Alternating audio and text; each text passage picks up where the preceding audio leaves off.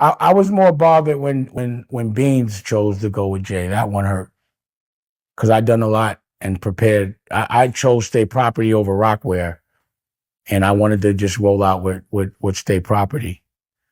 But it almost like he tricked Beans to shelf him, and he fucked his life up to me doing that. But I had him. You know what I mean? Like that was my new Jay. Like I looked at them like NWA, and I liked the clothes better than Rockware. Jay-Z and Dame Dash's fallout didn't just end a business partnership. It left a trail of broken loyalty, shattered plans, and millions left on the table. And this time, Dame Dash is pulling the curtain all the way back. See, when Dame starts talking about Beanie Sigel, it's not just about music or money. It's about trust. He really believed in Beans. He saw him as more than just an artist. He saw him as a future boss. Dame says he was setting Beans up with movie deals, clothing lines, tours, and the kind of business foundation that could have made him generationally wealthy. But once Jay-Z got involved, everything changed. Dame Dash claims that Jay-Z refused to sign off on things that could have made Beans independent. That's where it got messy. According to Dame Dash, Jay-Z slowed down budgets, blocked certain projects, and made the whole Rockefeller structure harder to move unless it benefited him directly. You can hear the frustration in Dame's tone. This wasn't just about business to him. This was family. He really believed he was helping people win. And when those same people chose Jay-Z over him, that hurt Dame to the core. Now I'm about to play this clip for y'all, but before I do, I just need y'all to like, leave y'all thoughts down below in the comment section, and subscribe. Let's get into it. In real time, did you know anything about the tension between Dipset and Jay? Yeah, you're kidding? I was refereeing it. I was refereeing it. I was trying to keep everybody cool. So I'd tell Jay, like, yo, why you keep fucking with him? He's young. Like, what's the problem? So Jay would be, all right, cool. And then go on the radio and say, yeah, Cam is a good earner. And then Cam would be like, why you got to call me an earner? You know what I'm saying? I'd be, I don't know why he called you an earner. Like, you know what I'm saying? Like, I don't get it. You know, so I don't know why Jay always had a thing with Cam. He always had a thing like that. He had a thing with everybody, bro. Pause. And that H to the Izzo beat was supposed to be Cam's, right? I didn't know that was the case because I know, I remember, I don't remember that, but maybe.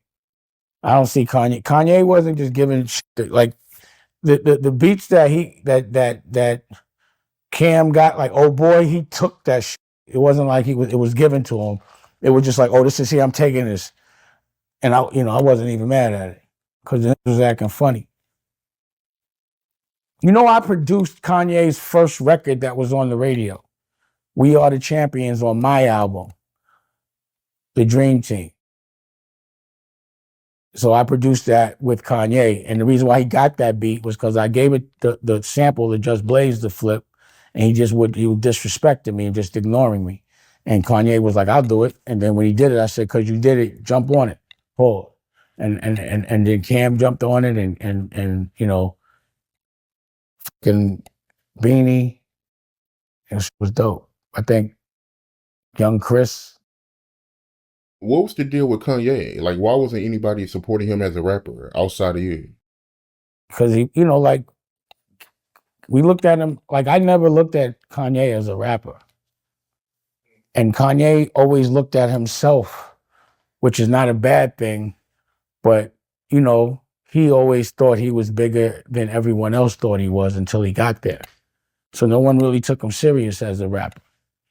And again, I took him serious as someone that can do an album, make beats, and at least everybody from Rockefeller could jump on the album. So you're going to get Jay, you're going to get Cam, all of that. Everyone he made a beat for should do a record for him. But I never looked at him as a rapper. And then when he started rapping, after he broke his jaw, that's when it was like, damn, he's the best producer that could rap. Like how Dre could rap. Like, you don't look at Dr. Dre as a rapper, you look at him as a producer. Me knowing Kanye, it would be like Just Blaze starting to rap. I knew them first as producers. It's really hard for me to unsee people the way I first saw them. That's why I like certain people, no matter what they do, how much money they make, I still see them as that same person. And that could be the default. But it's hard to, like, unsee what you first saw. The reason why like if you look at the movie, the reason why he was like the contracts took so long is because Jay would not sign off on them. So that was the problem. But again, if I were to tell Kanye, yo, Jay won't sign off on your then he would have like jumped off the, he would have took it too hard. So I could never really say when it was always me like having to be like, make excuses because things had to move slower because we always had to wait for Homeboy to give his one signature because he always knew that Biggs was going to rock out with me. So he just would torture us to get shit done if it wasn't about him. Now his budgets, they got signed off on very fast. And to be honest, there was a time like I had took Kanye's chain off his neck because he was driving me nuts. So when that had happened, he was already like, I had dropped Kanye from Rockefeller. I dropped Kanye. So at that point, I was done with them. I was ready to go do my own thing. I gave people out of respect the opportunity, like, yo, there's Dame Dash, I forgot what the name of the record is, Dash Records, whatever. So I was like, y'all can go over there if they won't with you. But like, really, I'm done with this music. Like, I was done. I was burnt out. Everybody was corny to me. Everybody was weird to me. Everybody was manipulative and exploitive. And it just smelled like bad breath. And it still does. Like you walk into a room and you just could, I just got sick of smelling hot paws, bad stink demon breath. I didn't want to smell that no more. I didn't want to be around it. I was done. Like I was done, man. I just done it for 15 years. So I didn't want to do that shit no more. I wanted to do fashion. So how did I feel? I didn't feel, I wasn't even thinking about it. I just was like, let me go get this Rachel Roy off the ground and turn that into $100 million company, which I did, that nobody talks about. What made you take his chain? Because two things. Beans was getting ready. We thought he was going to go to jail for a couple of years. He was on trial. So I was trying to make 4 albums for him or 5 so that if he went to jail, because every time if you sold 500,000 records, I could give you $1 million advance. So if I already have 5 albums that each went gold, while he was in jail, I could always make sure he had 500 grand. So I was just trying to get it all done. And Kanye wouldn't give him any beats. That was one reason. And the other reason why is I had spent like 500,000 to 600,000 with Rockware's money developing his line Pastel. I still got the samples. And all of a sudden he was like, I don't like him no more. And he was just starting to Kanye out. And that was it. I was done. So I was like, man, you got to get out. I was tight. So I had the chain, you know what I mean? And people, my inner crew talks about that. Like, damn, you dropped Kanye. I'm like, I don't give a f. I had done so much to fight for him, it was like, what more can I do? So I just felt like I can't be arguing. I don't care how many records you sell. And that was before that was like when he first got hot. I was more bothered when Beans chose to go with Jay. That one hurt. Because I'd done a lot and prepared. I chose State Property over Rockware. And I wanted to just roll out with State Property. But it almost like he tricked Beans to shelf him, and he f***ed his life up to me doing that. But I had him, you know what I mean? Like, that was my new Jay. Like, I looked at them like NWA, and I liked the clothes better than Rockware. They had Beans trying to, like, I forgot this. I hate when I forget people's names, but the person that was like my partner and doing the licensing for State Property, because sales was telling them that, Rockware was doing this, that, and the third, that State Property should be more like Rockware as opposed to being more like Dickies and Carhartt, which is the way I designed it. And they started signing off on behind my back. It was like, I bet wrong on that one. That might be something I would have done different. So you feel like if Beans would have went with Shu instead of Jay, his career would have been bigger? What? It's not even the shit I had planned for them. He fucked his own self up for that one. Like I had the movies, right? I had the clothing line. The clothing line was doing 20 million a year. So we had the movies, the touring, the clothing line. You gotta remember, like I activated all of those things. You know, like I was making beans when I was talking to Cam about being the vice president, talking to him. I was also talking to Beans. I was making both of them vice presidents because they had labels. I was the one that was strategically growing and planting seeds, pause, to grow their businesses, whether they knew it or not. Whether they knew it was in their best interest or not, I was still doing it. So I made sure everybody had their own movie. Everybody had their own clothing line. Remember, Cam had a fragrance. He had Old Boy a fragrance. I did that back then. Yeah, I remember that. Could you imagine if that would have stayed, if they wouldn't have fucked that up? You know, there's nobody wants to listen to me of it.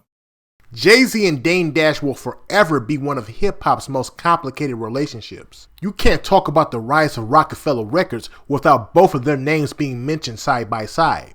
But you also can't ignore how different their visions really were once the money and power came into play. This whole story with Beanie Sigel just shines a bigger light on that. What Dame is saying here isn't just about a deal or a bag being lost. It's about principle. He really saw Beanie as a future mogul, not just a rapper. He was trying to teach him ownership, independence, and how to move like a boss. That's what Dame always stood for. He wanted his people to have power, not just fame. But on the flip side, Jay-Z saw things through a business lens. He wasn't trying to risk the brand or spread himself thin. To him, everything had to be strategic, structured, and controlled. That's where the clash came from. Two powerful visions that didn't align. Now, whether Jay-Z blocked opportunities for Beanie or just made business decisions that didn't benefit everybody equally, now that's a debate that might never have a clear answer. But what we can say for sure is that both men played huge roles in building something historic. The Roc wasn't just a label. It was a movement. It created careers, inspired a generation, and changed the music business forever. Sometimes when you build something that big with your friends, you don't realize how hard it is to keep that same energy once the money starts multiplying. It's easy to say we're all equal when the dream is still small. But when the millions start coming in, egos get way louder and loyalty gets tested. That's not just a Rockefeller story, that's a human story. From my perspective, this is one of those situations where everybody might have been right in their own way. Dame Dash was right for wanting to build a system of ownership. Jay-Z was right for protecting the business and the brand. Beanie was caught in the middle, trying to stay loyal while also chasing opportunity. It's just sad how these differences turned into separation instead of growth. But imagine what Rockefeller could have been if everybody stayed aligned. That level of impact would have been legendary.